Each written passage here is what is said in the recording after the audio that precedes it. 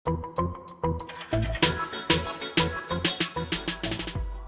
Everyone, आप देख रहे हैं डब्ल्यू बेस्ट। आज की इस वीडियो में हम बात करने वाले हैं आज के स्मैकडाउन के शो के बारे में, जो कि हुआ है 11 दिसंबर 2020 में। तो आज के शो में हमें क्या क्या चीज़ें देखने को मिली, आज इस वीडियो में हम डिस्कस करेंगे और वो मैं आपको कंप्लीट डिटेल में बताऊंगा कि आज के स्मैकडाउन के शो पे हमें क्या देखने को मिला। तो अगर आपको ये वीडियो पसंद आए तो इस वीडियो को लाइक कीजिएगा और अगर चैनल को सब्सक्राइब नहीं किया तो इस चैनल को सब्सक्राइब कर लीजिएगा और नोटिफिकेशन बेल को कर लीजिएगा ऑन, ताकि आपको हर वीडियो की अपडेट सबसे पहले मिल सके।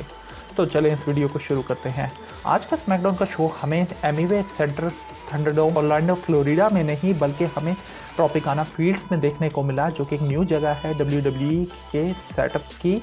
और शो की स्टार्टिंग में हमें SmackDown women's champion Sasha Banks ramp से आते हुई नजर आ जाती है, जो कि WWE ने पहले ही बता दिया था कि इस हफ्ते के होने वाला है साशा बैंक्स और कार्मेला का स्मैकडाउन वुमेन्स चैंपियनशिप का टाइटल मैच TLC के लिए ऑफिशियल करने का कॉन्ट्रैक्ट साइनिंग। तो साशा बैंक्स हमें रिंग में आती नजर आती है, तो जहां Adam Pearce contract signing conduct करा रहे होते हैं, लेकिन हम वेट करते हैं, लेकिन कार्मेला नहीं आती कॉन्ट्रैक्ट साइनिंग के लिए। और जब साशा बैंक्स कॉन्ट्रैक्ट साइन करने का लगती है तो उसमें कॉन्ट्रैक्ट होता ही नहीं है फाइल के अंदर। तो बाद में हमें देखने को मिलता है कि ट्रॉन पे कार्मेला नज़र आती है, तो कार्मेला का पास कॉन्ट्रैक्ट होता है जहां उन्होंने कॉन्ट्रैक्ट पहले से साइन करके रखा होता है, और वो अपने असिस्टेंट के थ्रू साशा बैंक्स तक कॉन्ट्रैक्ट भेजने का कहती है, और वो खुद नहीं आना चाहती होती है साशा बैंक्स के सामने फेस टू फेस। उसके बाद साशा बैंक्स उनका काफ़ी मजाक उड़ाती हैं और कहती है कि वो डरती है और उस वजह से वो आना नहीं चाहती।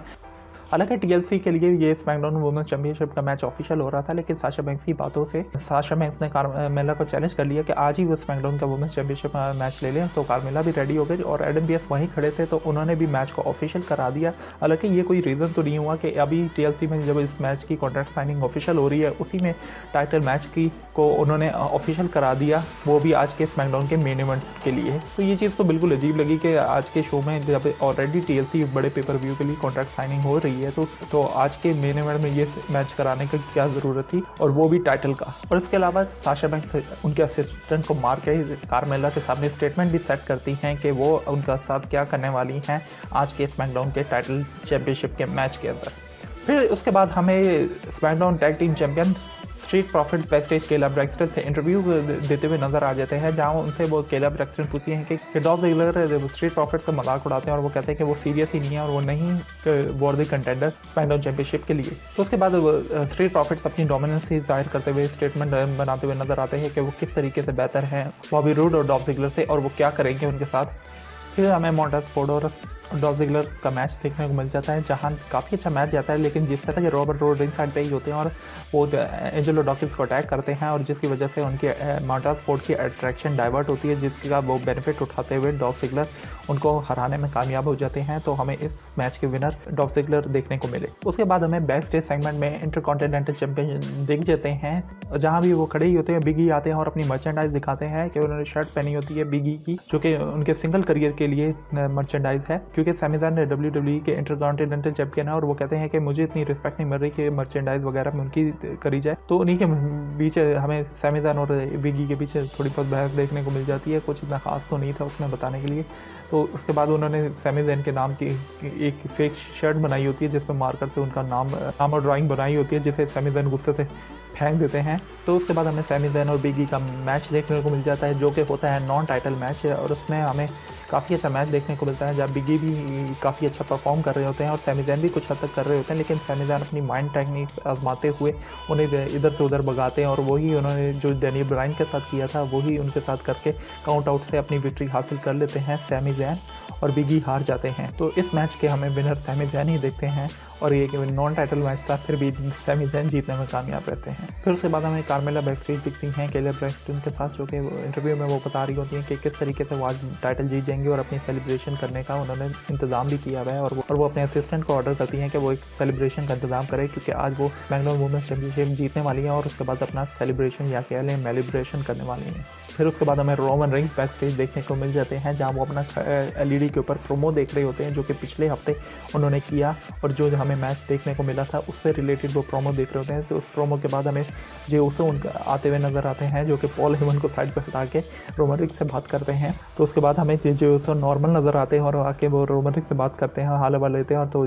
रोमन रिंग्स पूछते हैं उनसे कि वो ठीक है, तो वो जो उसे बताता है कि वाकई मैं ठीक हूँ, और रोमन रिंग्स फिर तंज के अंदाज में कहते हैं तुम्हें ठीक ही होना चाहिए। फिर उसके बाद हमें केविन ओवंस WWE के रिंग के अंदर आते हुए नजर आ जाते हैं। जब केविन ओवंस रिंग के अंदर आते हैं तो उन्होंने आते साथ ही टेबल, लैडर तो चेयर्स लेके रिंग में फेंक देते हैं और वो काफ़ी ज़्यादा पम्प्ड अप होते हैं कि वो TLC के होने वाले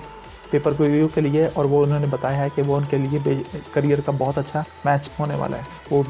रोमन रेंस और जे उसो बैक स्टेज देख रहे होते हैं और जे उसो कहते हैं कि मैं केविन ओवंस का ख्याल रख लूँगा, तो रोमन रेंस उन्हें यही कहते हैं कि सबक सिखाओ। तो फिर उसके बाद हमें केविन ओवंस रिंग में आते नज़र आ जाते हैं, जहाँ वो आके रोमन रेंस की बेइज्जती करते हैं और उनके जो आजकल का करैक्टर है उसकी बेइज्जती करते हैं कि किस तरीके से वो अपनी फैमिली को इस्तेमाल कर रहे हैं अपनी बैटल्स जीतने के लिए। हालांकि रियल में उनकी फैमिली ही उनके लिए टेबल पे खाना और सब कुछ करती है, और केविन ओवंस के मुताबिक रोमन रेंस एक वीक कंटेंडर है जो कि अपनी पर्सनल बैटल्स के लिए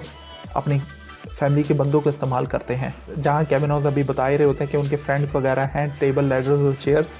जिन्हें वो अपना फ्रेंड्स बता रहे होते थे। इतने में हमें जे उसो पीछे से अटैक करते हुए नज़र आते हैं केविन ओवंस, और केविन ओवंस को चेयर से काफ़ी ज़्यादा ब्रूटली अटैक करते हैं जे उसो। लेकिन फिर केविन ओवंस उठ खड़े होते हैं और जे उसो को अटैक करके अपना पॉम्प अप पावर बॉम्ब मार देते हैं टेबल के ऊपर, जिसके बाद वो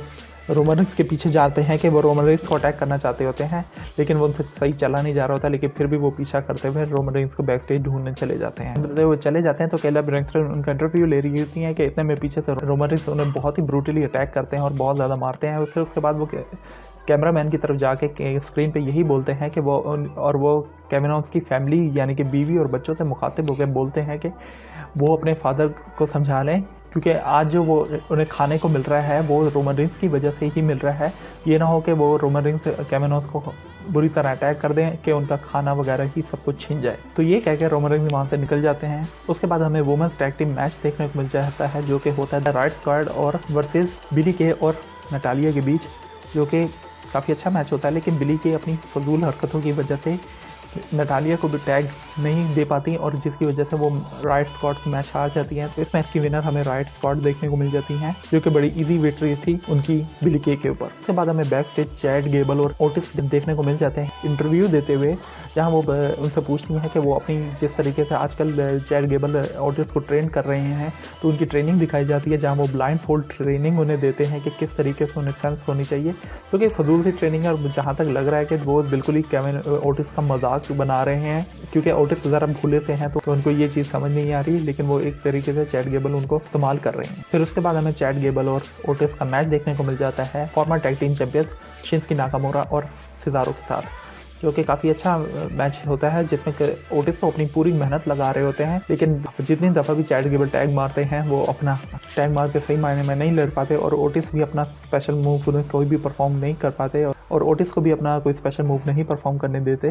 जिसकी वजह से चैड गेबल और ओटिस की टैग टीम हार जाती है शिंस्की नाकामोरा से और पिन भी होते हैं चैड गेबल। उसके बाद हमें पिछले हफ्ते के हुए बैरन कॉर्बिन और मर्फी के मैच का देखने को मिल जाता है कि किस तरीके से वो मैच किया था। उसके बाद हमें बैरन कॉर्बिन बैक स्टेज देखने को मिल जाते हैं, जहाँ वो इंटरव्यू में अपने उन्हीं दो असिस्टेंट के साथ खड़े होते हैं जो कि पहले द फॉरगॉटन सन्स के मेंबर थे, और वो इंटरव्यू लेने वाली लेडी को भी रोकते हैं और उनका स्कैनिंग करते हैं कि कुछ वो हार्म करने वाली चीज़ तो नहीं लेके आ रही बैरन कॉर्बिन को। तो वो काफ़ी ज़्यादा प्रोटेक्ट करने वाले असिस्टेंट नजर आते हैं, जो कि एक तरीके से उनके बॉडीगार्ड्स ही हैं। बैरन कॉर्बिन बताते हैं कि अगर रे मिस्टीरियो की फैमिली उनके साथ फिर कुछ पंगा लेना चाहिए तो इस दफ़ा उनके नताइज बहुत ज़्यादा बुरे भुगतने पड़ेंगे और वो हो सकता है कि आँख बाहर निकलने से ज़्यादा हो, जैसा कि सेथ रॉलिंस के साथ उनका eye to eye for an eye match हुआ था, जिसमें एक तरीके से रे मिस्टीरियो की आँख निकल गई थी। तो उन्होंने कहा कि ये मैच अगर दोबारा कभी उनके साथ रे मिस्टीरियो का मैच वगैरह हुआ तो उसके नताइज आँख निकलने से भी ज़्यादा बुरे हो सकते हैं। तो उसके बाद हमें कार्मेला की एंट्री देखने को मिलती है, जो कि फर्स्ट टाइम अपने न्यू गिमिक के साथ एंट्री होती है और वो काफ़ी ज़्यादा ज़बरदस्त म्यूज़िक होता है और काफ़ी ज़्यादा चेंज कार्मेला देखने को मिल रही होती हैं। और हमें स्मैकडाउन वुमेन्स चैंपियनशिप का मैच देखने को मिल जाता है साशा बैंक्स और कार्मेला के बीच, जो कि होता है आज के शो का मेन इवेंट में। तो मैच काफ़ी अच्छा जा रहा होता है, कुछ जगह साशा बैंक्स बहुत भारी होती है, कुछ जगह कार्मेला भी अच्छा परफॉर्म कर रही होती है, लेकिन चीज़ें तब बिगड़ती हैं जब साशा बैंक्स ने लॉक लगाया होता है, अपना सबमिशन मूव लगाया होता है कार्मेला को, और वो